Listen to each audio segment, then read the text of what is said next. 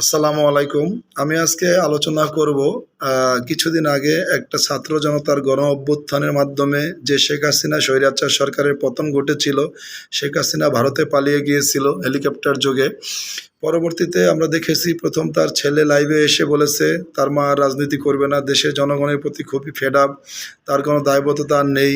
দলের নেতাকর্মীর উদ্দেশ্যে বলেছে যে দলের নেতাকর্মীদের কী হবে না হবে এটা নিয়ে তাদের কোনো মাথা ব্যথা নাই। এরপরে আমরা দেখেছি, লক্ষ্য করেছি নিয়মিতই সে ভারতের, বিশেষ করে ভারতের পত্রিকায় নিয়মিত সে সাক্ষাৎকার দিয়ে যাচ্ছে। আজকে দেখলাম যে উনি বলতেছে যে সজীব ওয়াজেদ জয় বলতেছে যে তার মা অফিসিয়ালি রিজাইন করে নাই, এখনও সে বাংলাদেশের আইনগত প্রধানমন্ত্রী আছেন, বৈধ প্রধানমন্ত্রী আছেন। আসলে বিষয়টা একটা গণ অভ্যুত্থানের মাধ্যমে যখন একটা সরকার পতন হয় তখন পুরোপুরি আমার মনে হয়, তখন আমার জানা মতো তখন পুরোপুরি জনগণের ইচ্ছা আকাঙ্ক্ষার উপরেই নিয়ম আইন তৈরি হয়। তো এখন উনি যে কথা বলতেছে যে ওনার মা প্রধানমন্ত্রী, হ্যাঁ, আমি এই সরকারকে আহ্বান জানাবো, ডক্টর মোহাম্মদ ইউনূসের গভর্নমেন্টকে আমি আহ্বান জানাবো যে প্রধান বিচারপতি এখনও বহাল তবিয়তে আছেন, যিনি শেখ হাসিনা নিয়োগপ্রাপ্ত ছিল।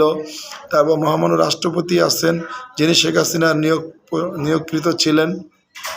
আমি বলতে চাই দেশের সমস্ত ডিজিএফআইয়ের প্রধান, দেশের সমস্ত কুলাঙ্গারদের এই মুহূর্তে তাদেরকে পদত্যাগ করতে বাধ্য করতে হবে। প্রধান বিচারপতি, তারপরে আপনার রাষ্ট্রপতি, এদেরকে এই মুহূর্তে অনতিবিলম্বে পদত্যাগ করতে বাধ্য করতে হবে।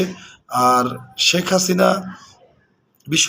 হাসিনার বিষয়ে হয়তো আমাদের এখন চিন্তা করার সময় এসে গেছে যে তারা যেভাবে উঠে পড়ে লেগেছে, ভারতীয় কিছু মিডিয়ার মাধ্যমে তারা বলতে চাইতেছে যে বাংলাদেশে তার এখনও গ্রহণযোগ্যতা আছে, সে এখনও বৈধ প্রধানমন্ত্রী।